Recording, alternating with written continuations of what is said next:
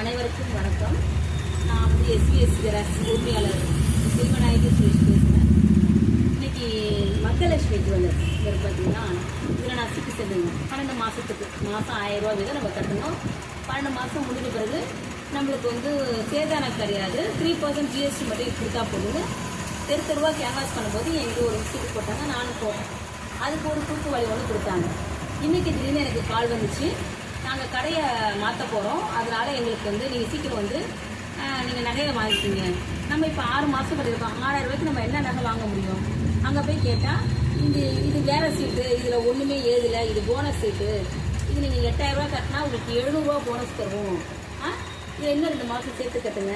இப்போ நம்ம 12 மாதம் இப்போ கட்டினோம்னா ஏதோ நம்மளுக்கு 2 கிராம் கிடைக்கும். ஆனால் இப்போ 6000 ரூபா கட்டின எனக்கு 1 கிராம் கூட நகை வாங்க முடியாது. அது இல்லாமல் இன்னைக்கு 6770 ரூபா விற்கிற சூழ்நிலையில் யார் போய் நகை வாங்குவா? இது என்னன்னா அவங்க இடம்லாம் மாற்றுற மாதிரி கிடையாது, இது மக்களை ஏமாத்துற வேலை. எல்லாருக்கும் ஃபோன் பண்ணி வாங்கன்னு சொன்னேன். எல்லா ஜனங்களாம் போனால் அங்கே 1 கிராம் வாங்காமல் 2 கிராம் 3 கிராம் வாங்குற சூழ்நிலைக்கு மக்கள் தள்ளப்படுறாங்க. அப்போ அந்த 6770 ரூபாய்க்கு மட்டும் கொடுத்துட்டு மீதி காசு எல்லாம் அவங்க ஜிஎஸ்டியோட சேர்த்து பர்சன்டேஜ் 15 போடுறாங்க. நான் சின்ன குட்டி தோடு வாங்கினேன், அது 1 கிராம் 150 மில்லிக்கு எடை போடும்போது 9420 ரூபா கேட்குறாங்க. இது எத்தனை பர்சன்டேஜ் ஜிஎஸ்டி வருது? ஜிஎஸ்டியோட சேர்த்து 16% வருது.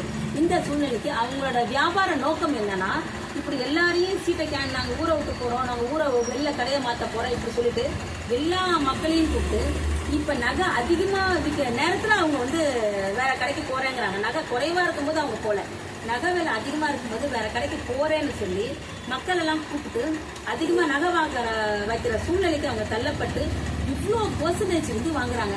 இது அவங்க படித்தவங்களும் சரி படிக்காதவங்களும் சரி யாருக்குமே தெரியல. இவங்க ஏன் கடையை க்ளோஸ் பண்ணுங்க? இந்த நேரத்தில் ஏன் இவ்வளோ நகை விலை விற்கும் போது இவங்க ஏன் க்ளோஸ் பண்ணுறாங்க? நம்மளுக்கு ஏதோ 2 கிராம் சேர்த்து அங்கே வந்திருக்க ஏழை மக்கள் மிடில் கிளாஸ், இந்த மாதிரி மிடில் கிளாஸ்லாம் ஏதோ சேர்த்தோம்னா 12 மாதத்துக்கு நம்மளுக்கு சேதாரம் இல்லாமல் ஒரு நகை வாங்கலாங்கிற நம்பிக்கையில் தான் நம்ம போய் சேரும். ஆனால் இப்போ அது இல்லாமல் அவங்க பிச்சை போடுற மாதிரி 500 ரூபா போடுவாங்களாம். நம்ம செய்கூலி சேதாரம் அதை பார்த்தா 500 ரூபாயை விட 1 கிராமுக்கு எவ்வளோ பர்சன்டேஜ் போடுறாங்க? 15-16% போடுறாங்க. அந்த நிலைமைக்கு நகை விலையே அதிகமாக விற்குது. இதுமாரி அவங்க பொய் சொல்றது நம்மளுக்கு கன்ஃபார்ம் ஆகிடும். யாருமே நம்ம நகையை வாங்கக்கூடாது. கொடுத்த காசுக்கு அவங்க போனஸோட நமக்கு பணம் கொடுக்கணும். இது தெரியாம ஜனங்க மேற்கொண்டு இது வியாபார நோக்கம், வியாபார தந்திரம்னு சொல்றது.